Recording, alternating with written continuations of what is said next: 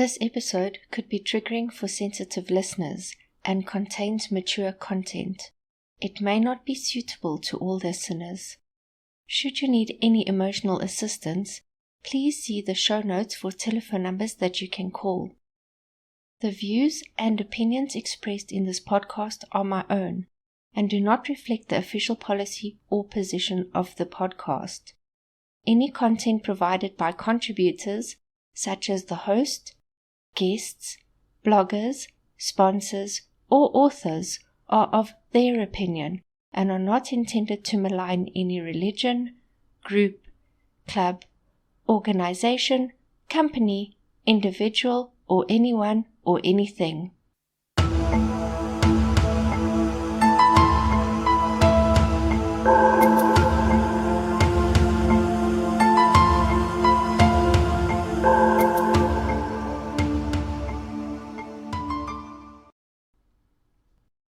(1,750 kilometers east of northern Australia, in the South Pacific Ocean, lies the Republic of Vanuatu.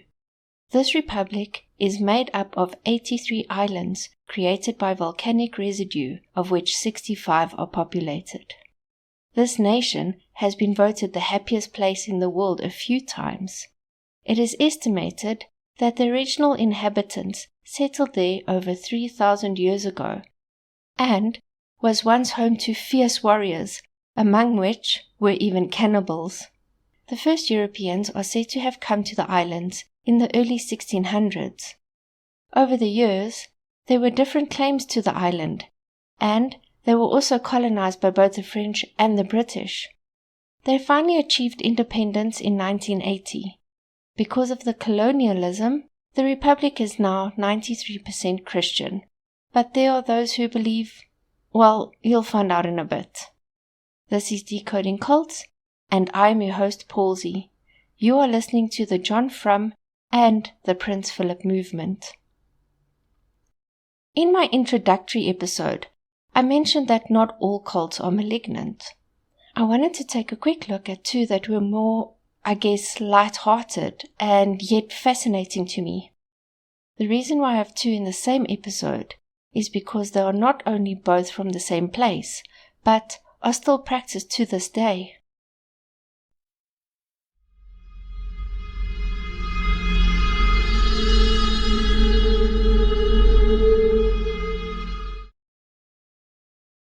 Tanna Island is one of the southernmost islands in the Republic of Vanuatu.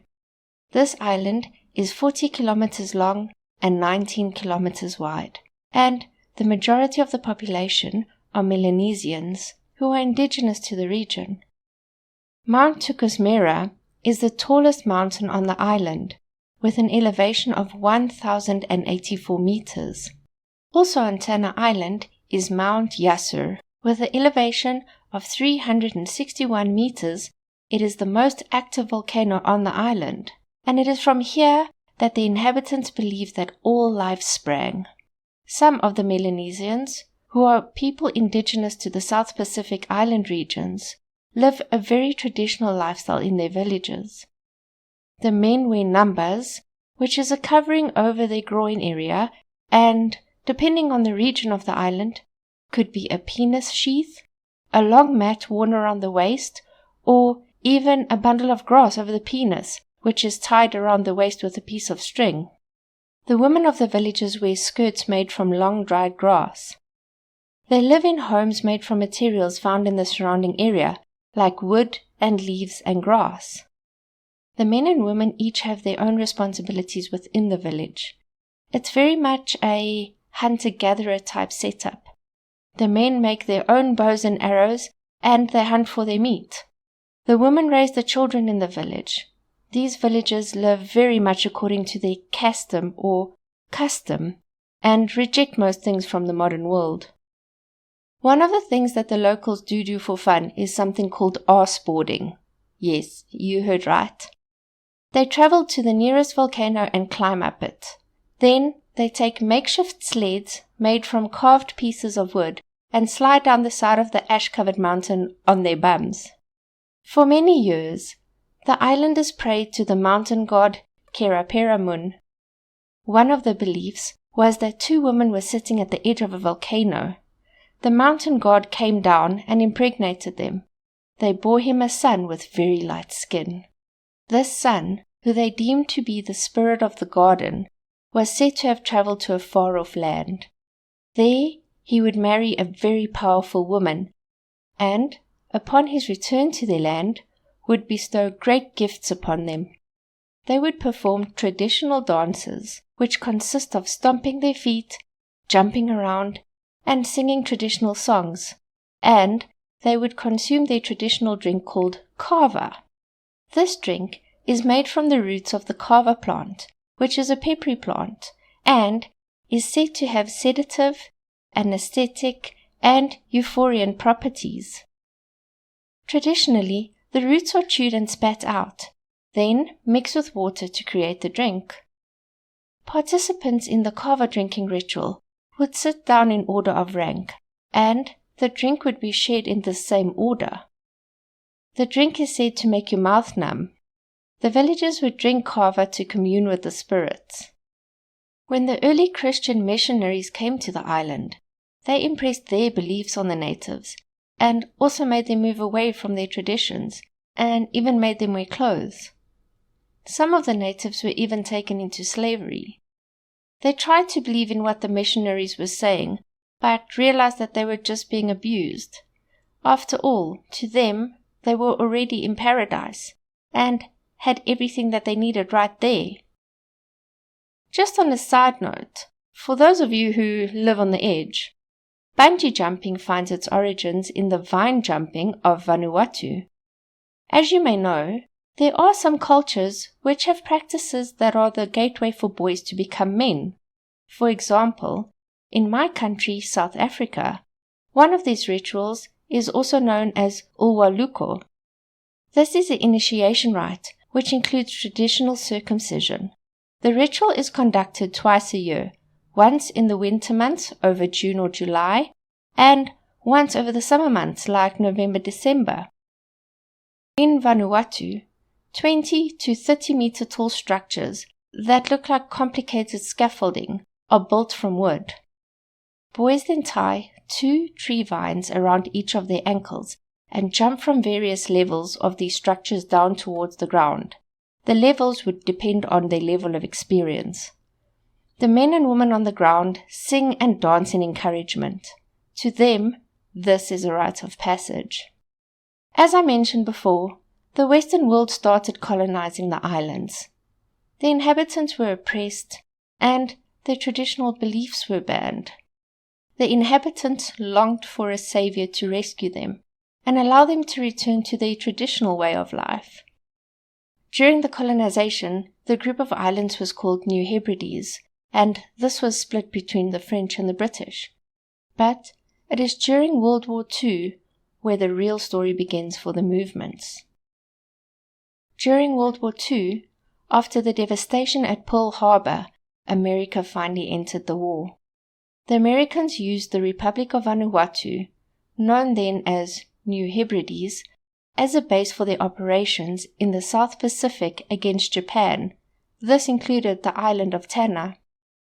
When the American military landed their planes and boats on the island, they brought with them many things from the modern world like canned food, Coca-Cola, and even medicines. This intrigued the natives. These supplies were referred to by the natives as cargo.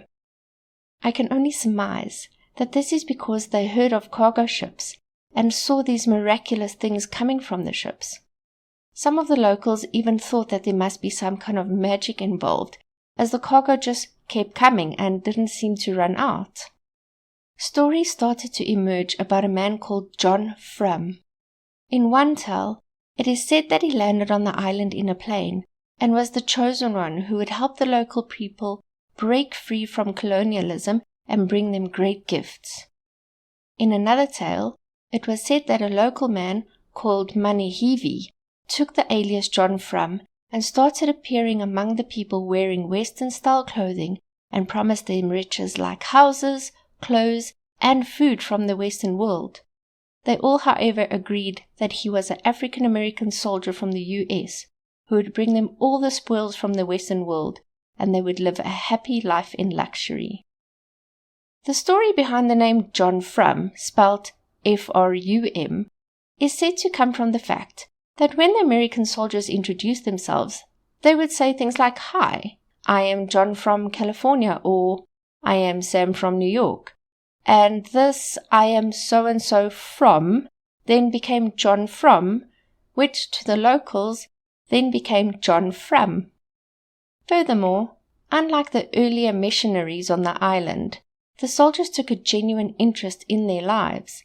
They also found it fascinating to see white and black soldiers fighting side by side. John Frum quickly became legend, and the natives revered him as a godlike figure. When the war ended, the troops packed up and left the island, and it was even said that John Frum had disappeared with them. Following the departure, some of the followers were convinced that John Frum would return, and that they needed to prepare for this.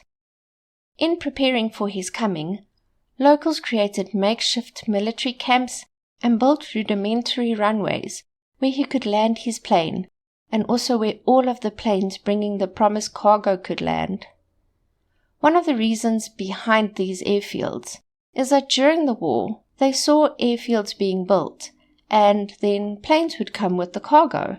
So they decided to start building them during the war, and lo and behold, planes would land there. The belief was that John would return on the 15th of February. It's not clearly stated how they came upon the day, but from then on, this day was celebrated as John Frum Day. On this day, they held and still hold military-style parades, where men would paint their faces in ritual colors and wear homemade uniforms. They then march up and down in formation, some wearing white t-shirts with TUSA for Tanner USA painted on them, and some would wear jeans with bare chests with the letters USA painted on them in red. They also carry rifles made from sticks, and the tops of these are also painted in red. All of this in the hopes that John would come back to them.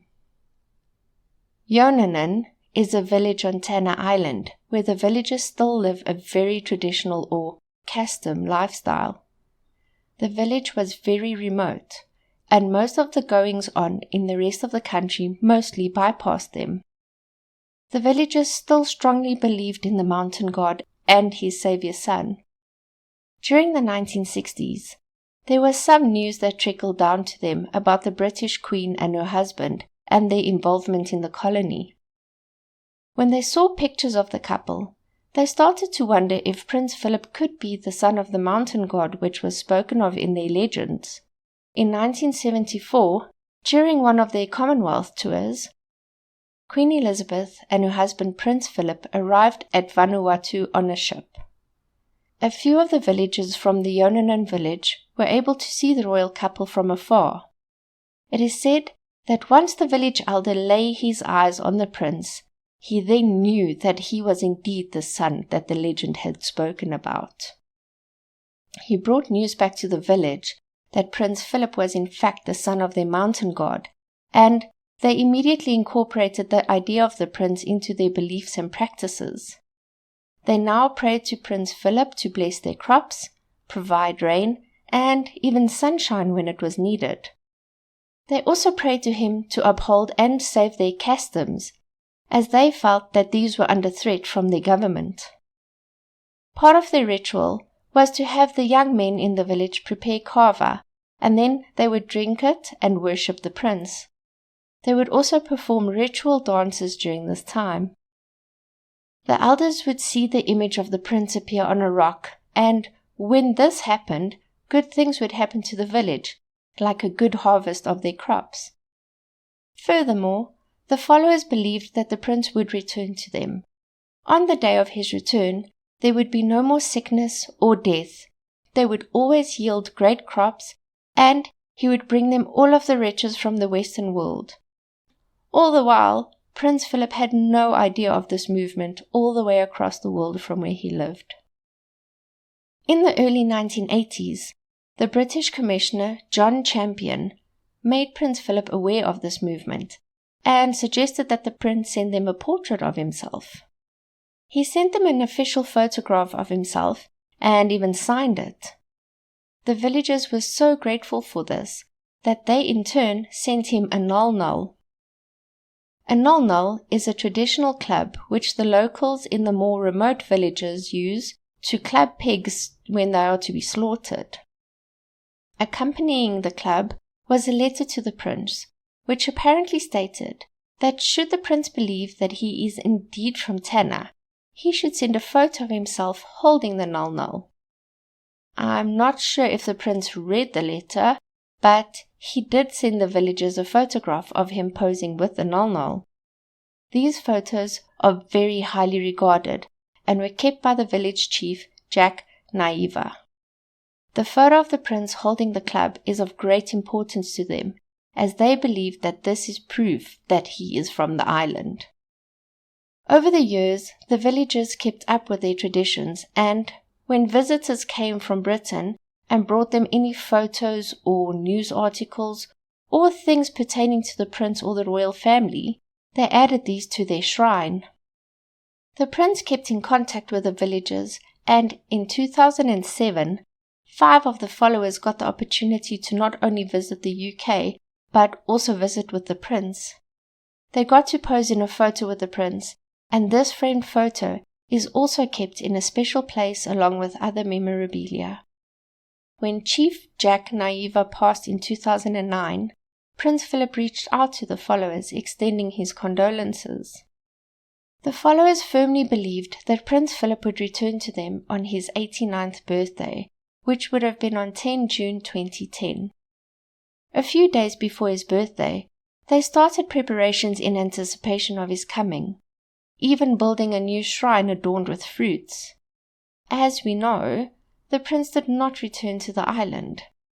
2 English students, who happened to be studying the tribes in Vanuatu, heard about this tribe and came to the village on the prince's birthday. When they saw all of the preparation that had gone into the prince's coming, they took it upon themselves to inform the followers that the prince still had work to do in his country and would not be able to return. Although this news disappointed them, it did not deter the followers' beliefs. In 2015, Cyclone Pam was raging in the South Pacific. Many saw it as a bad omen that indicated the coming of the end of the world, but the followers of the Prince Phillip movement interpreted it differently. They predicted that the cyclone meant that the prince was ready to move to a higher level and that his return was imminent. The islanders believed that the spirit of Prince Phillip would never die. Upon the passing of Prince Phillip, the islanders went into a period of mourning. During this period, they conducted rites for him which included kava drinking, gatherings around their displays, processions in his honor, and ritualistic dancing. The question now is whether they will choose a successor, and if the successor would be Prince Charles. I realize that these 2 movements are not cult-like in the sense that we would understand it, but both the John Frum and Prince Phillip followers are cult-like in their beliefs. They reject all other beliefs and lift these 2 men, even though I do believe that one may be fictitious, to godlike statuses, and even pray to them. Some of the followers of John Frum believe that they can only get to Jesus through him. Even though these followers live a peaceful and humble life, their fierce belief system, and in the case of the John Frum movement, their belief in riches being returned to them, are seen as cargo cults, which, according to Britannica.com, is, quote, any of the religious movements chiefly, but not solely, in Melanesia, that exhibit the imminence of a new age of blessing to be initiated by the arrival of special cargo of goods from supernatural sources, based on the observation by local residents of the delivery of supplies to colonial officials. End quote. I hope that you enjoyed this short episode. If so, please hit the subscribe button on the app that you are listening on, and please rate it and leave a review. It'll help in improving our show. A 5-star rating will help get the word out for this podcast on all platforms. You can also find us on Facebook at the Decoding Cults group, and you can email us at decodingcults@gmail.com. We would love to hear from you. The amazing logo art was done by the tattoo artist Jock Jacobs. Thank you so much for listening.